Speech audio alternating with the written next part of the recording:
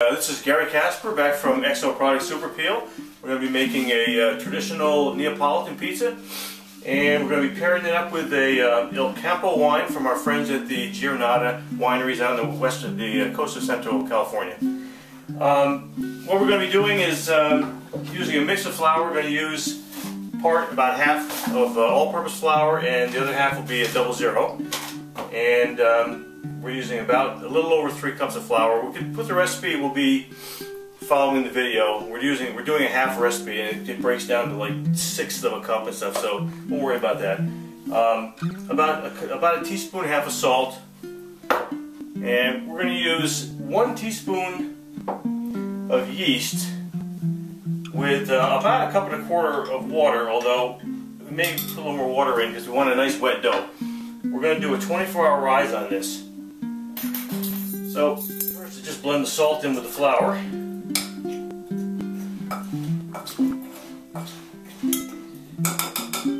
If you're familiar with the the New York Times no-knead bread, we're going to be doing something like that for the pizza crust. And I'll reserve a little bit. We'll see. Basically, just mix this together with your hands, just so it just comes together. And it's going to be, what we're looking for is a consistency that's a little bit heavier, a little bit thicker than a like a waffle batter. It's not going to be like that's not something you could knead. You need a little more water probably with that. So it's probably about a total about 1.5 cups.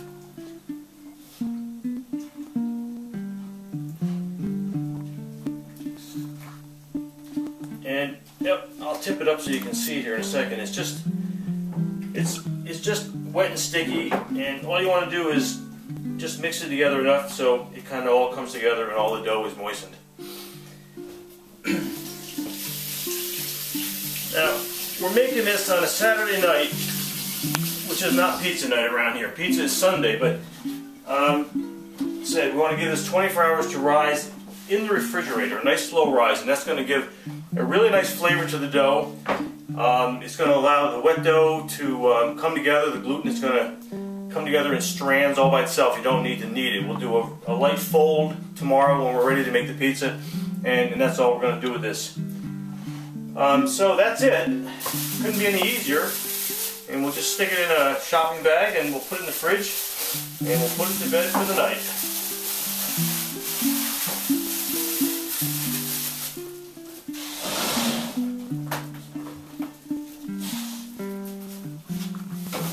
Okay, see you tomorrow. Our traditional Neapolitan classic pizza using the Giornata wine pizza recipe, dough recipe, which is we slightly modified because we did a full 24-hour slow rise in the refrigerator on this. Took our dough out about half an hour ago. It's had a little chance to warm up, and you see this is very stringy, stretchy. The gluten has developed all on its own. We didn't need this dough. And it's going to be a little bit messy. We'll put some flour on our board here and just roll this out. We're going to make 2 pizza doughs, 2 crusts out of this. Gotta make sure you get enough flour down. We're going to work a little bit more into this and just form our dough balls. So just not a big deal. Just roll it out on your dough board. Okay.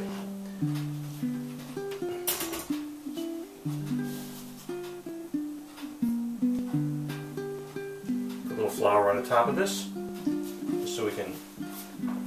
And we're not going to knead this very heavily because we don't want to reactivate the gluten right now. So we're going to make 2 dough balls up out of it and set them aside for about 30 more minutes to rest.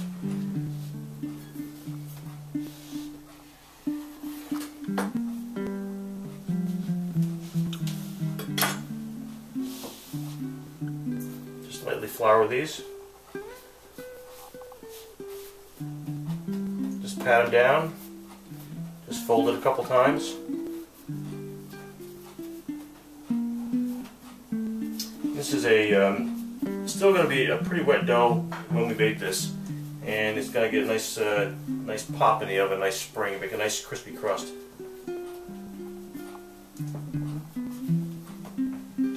So that's about all that I can really do with these, and I'm just going to set them over here on a little bit of flour. We're going to cover them over and give them just 30 minutes just to rise.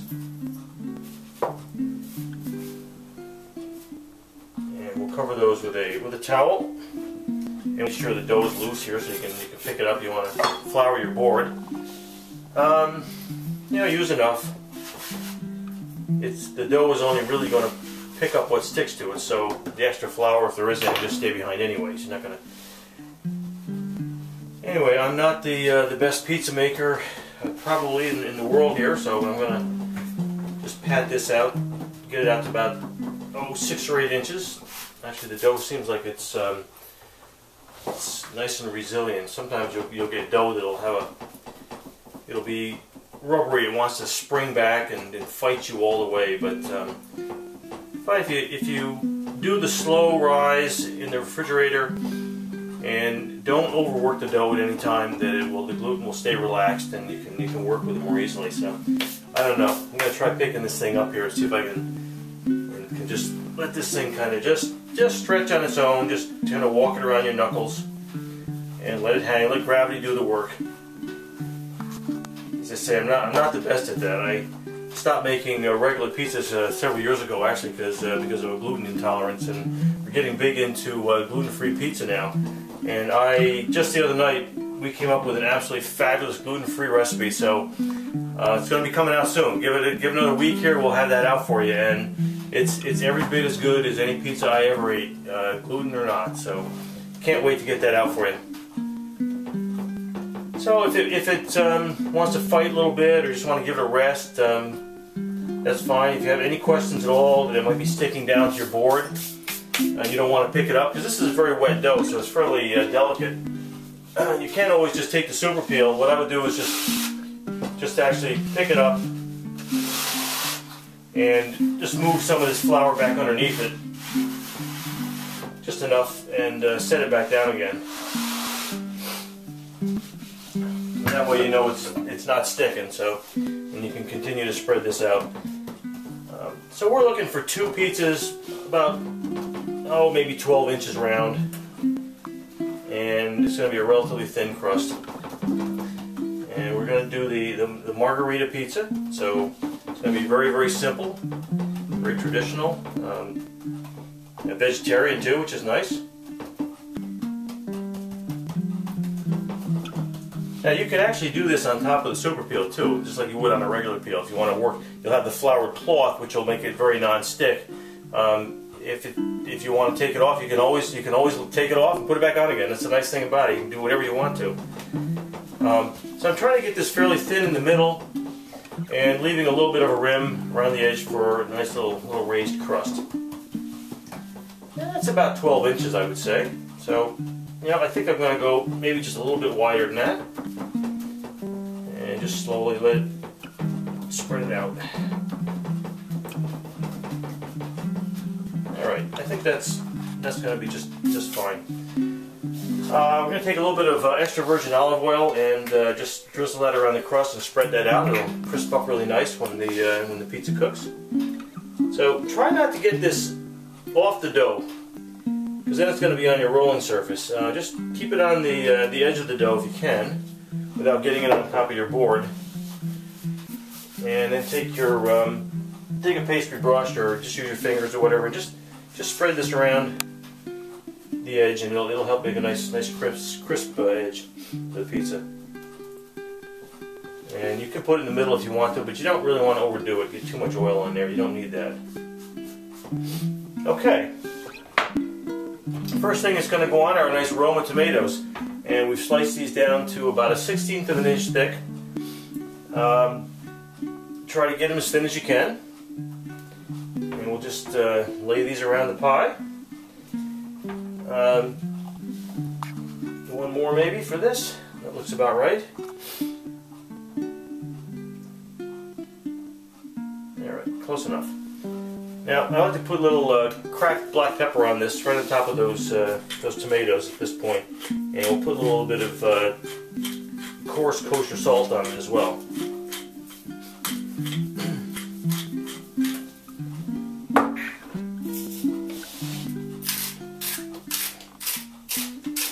And not too so much on the salt because we're going to put a little Parmesan or Romano. We've got some Romano here shredded up. It's going to go on top, but that's got pretty good salt content already.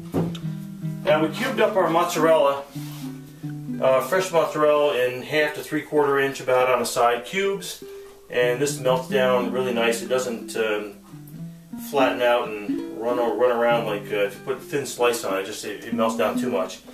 So make it nice and chunky and just don't overdo it, but just kind of spread them around the pie. And that is all you need to do, and this is going to be ready to go in the oven. We're going to put our fresh basil on that for about the last 30 seconds of baking. Just want to wilt it, don't want to really cook it. Definitely don't want to burn it. You want to keep it fresh. It has a nice aromatic flavor that it will retain, and it just really comes out in the pie. It's just excellent. Okay, guess we're ready to go to the oven with this pie. Make a little bit of room here. Grab our trusty Super Peel to the rescue. Or not to the rescue in this case, because we're not going to have a pizza wreck. We're going to just do this right from the beginning. So up on the peel, it really couldn't be any easier than that. And the oven's been on for about an hour now, 550. You want to, when you do your pizza stone, people say, well, heat it 20 minutes or half an hour, whatever. Give it 45. I think 45 minutes is about the minimum.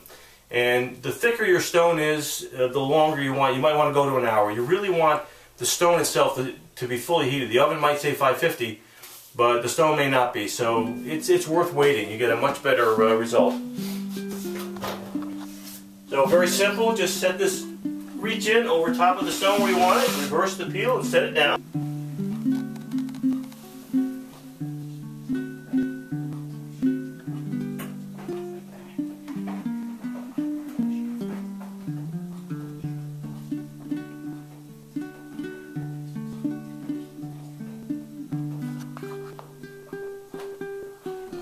Time to put a little basil on top of this. Just take our chiffonade basil, and you can pull a rack out if you want to, or just reach in and just sprinkle it on. And there you go. We'll get that about 30 seconds, and we'll take it out, and she's ready to eat. There we go. Okay, so what I like to do is just stick a fork in this pizza because it's not going to stick to the stone once it's cooked. Slide it off onto a cooling rack. And we are going to let that pizza cool for about 5 minutes, minimum. And set it up so the air can get around it and the steam can escape. That'll help you keep sure you're going to have a very nice crispy crust on the bottom. Crispy crust. So 5 minutes if you can stand it. Ready to have our pizza and our Il Campo from Giornata Wineries. We had the wine open for about half an hour just so it could breathe. And before you want to drink this, you want to swirl it. Well, actually, swirl this 3 times. So, swirl it and have a nice slow draw. Inhale and just swirl it again. I swear this gets better every sniff. It's amazing.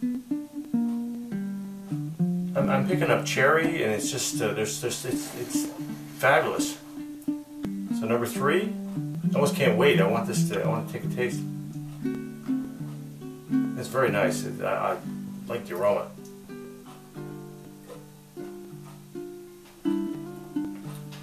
Oh, that is superb. That is it's an affordable wine, and you can get this. You can find this at giornatawinery.com. It's from the Central Coast of California, and this goes very well paired with our pizza tonight. Margarita and our Il Campo wine, wonderful pairing together. What you quiet on the set. Listen to this crust. I mean, that's because we cooled it on the rack. We cooked it at high heat and cooled it on the rack. Here we go with our Il Campo wine and our Margarita pizza, and I'm going to pair these together for you right here on the set. And I'm going to enjoy this. So, amazing pizza, amazing basil flavor pop. The aromatics in there are just fantastic.